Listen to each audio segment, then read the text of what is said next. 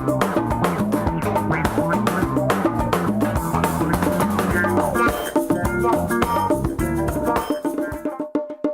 Indonesian Filipino, your host, yours truly, Errol Sykes, back in the favorite country of the world. I mean, my favorite country in the world, the Philippines. And for a change, I'm visiting a city which I've never visited before, and that is the beautiful Queen City of the South, Cebu City.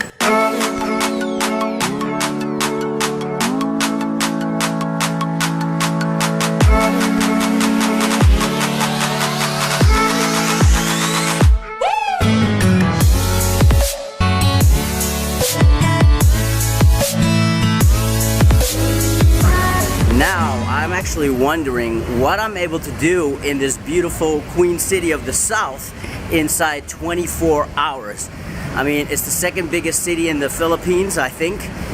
So I'm just really interested what I can do around here. It's about 3:45 in the afternoon right now. Tomorrow I'm taking a flight back to Calibo where my parents reside, and I'm really interested in what Cebu City has to offer for a guy like me who's visiting for the first time. So let's check it out. Cebu City in 24 hours. Now, the first thing that I saw here in Cebu City so far is that they offer free shuttle bus services from one to another mall on the other end of the city. For example, if you want to go to SM Seaside, which is a huge mall to the seaside of Cebu, you can get this free shuttle bus running from Osmeña Square, or in my case, the mall that I'm standing in front of, Robinson's Cybergate, which is about a 20-minute drive, which you would normally have to pay a couple hundred pesos for if you take a taxi or a Grab taxi. Scrap that, it's all free. So now we're at one of the historical places in Cebu City, the famous Colon Street. It's regarded as one of the oldest and the shortest national roads in the Philippines, but if you take a look around, you would hardly have the idea that it is a national road. But given what time of the day that you are, you might as well not want to be stuck in this street.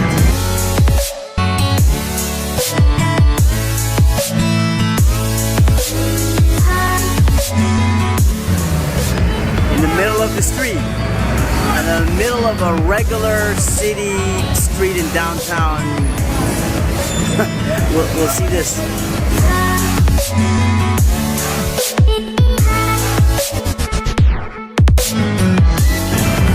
Now, what I do appreciate about the surroundings of Colon Street is the fact that you can just appreciate, or if you really would appreciate original craftsmen at work, you can find that here. Say, for example, that your battery or your phone has broken, or your scissors have to be repaired. Instead of going into one of these fancy places in a very expensive mall, you can get your scissors or your cell phone repaired at one of these street shops down the side of the road for a fraction of what you would normally pay in a regular shop, and at the same time have a nice experience to remember it by.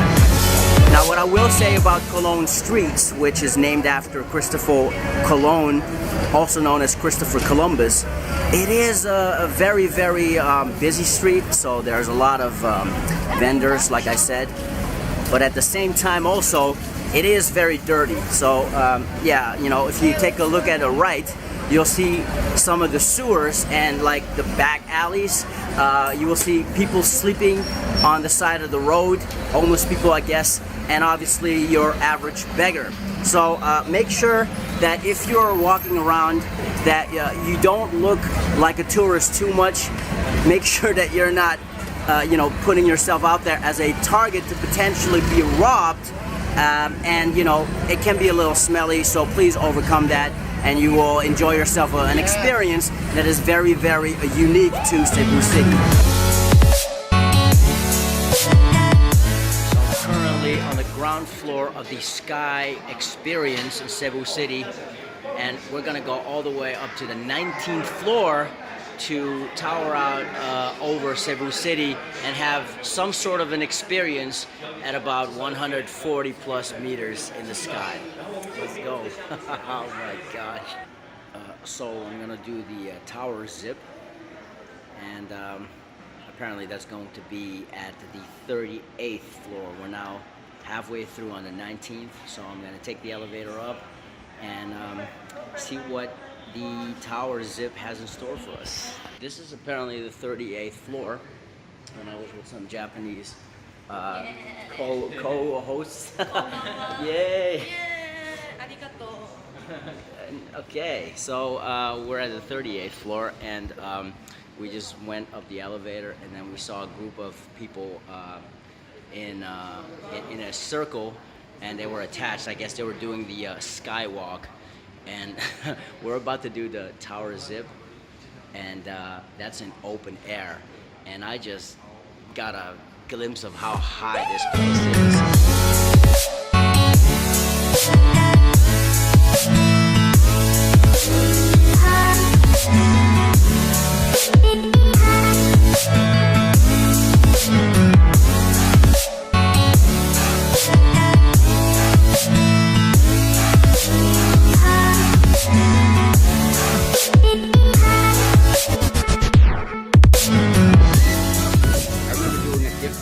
Zip line back in Boracay, which was about 200 meters, and it was like a really fast one going forward.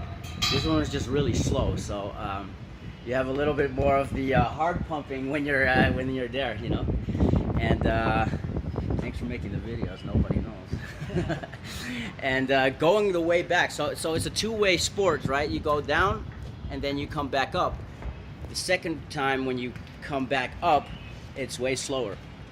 So you get to enjoy the view a little bit more.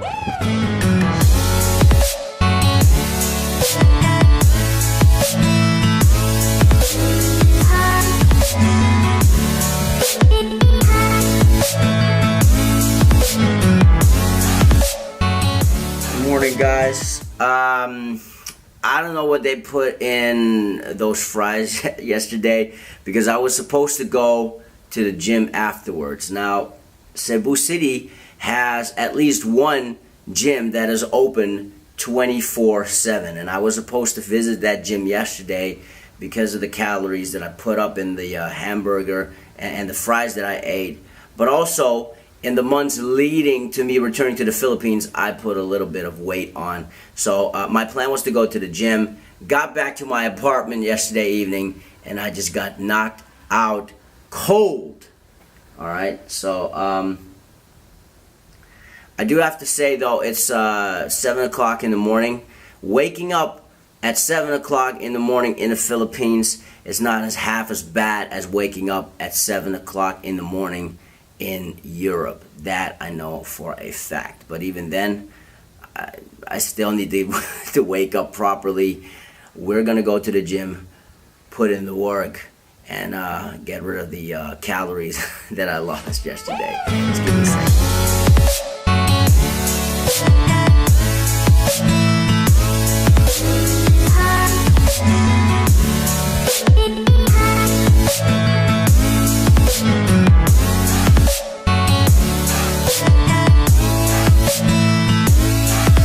Now, just like any other big city in the Philippines, Cebu is renowned for a huge variety of malls, and especially in Cebu City there's a lot of malls to choose from. But since I'm gonna have a flight from the airport, obviously I've chosen the Island Central Mall in Lapu-Lapu City, so I'm gonna have something to eat too.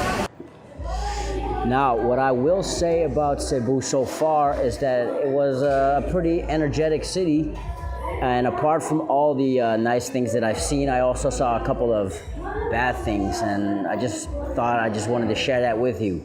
For example, my guide yesterday, Jidare, was an amazing guy, but he told me that he's been working up the Sky Experience for about 5 years, asked for a raise, didn't get it, returned to the company after he kind of resigned shortly after his son was born, because he had to. But in reality, his pay was about 390 pesos a day, an equivalent of about 10,000 pesos for a month. And you know, as much as I'm transitioning back to the Philippines and getting to know the culture and enjoying people and enjoying how open and free and warm they are, the harsh reality also is that people work hard for just kaunti, just a little bit. And sometimes it's a little bit difficult for me to transition into that at the same time. You know, just to give you a perspective of how much that man is earning, this plate right here of the chicken with potato wedges, and this chicken plate right here equals one meal for me, equals about that man's salary and more. So when I think of things like that, I just think of the injustice that there is with the people here. And that's exactly the reason why I'm making these videos, is because not only am I transitioning back to the Philippines, I'm also transitioning to the Philippines and giving something back through these videos, to be a voice, I guess, for other people, and to share my perspectives that I have created in the western part of the world, to hopefully inspire you guys out there to do a little bit more with your life, because honestly speaking, you're worth more than just a mere 300 or 400 pesos a day. Now, that being said, I am going to enjoy this food right here, so I'm gonna put this off, and well, you know, I'm gonna have you join the festivities with me.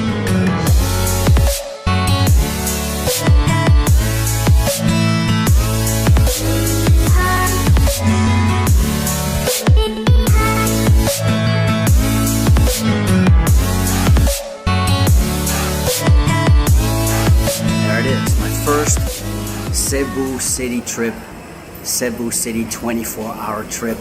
It was my debut, so I definitely did not had a chance to see everything.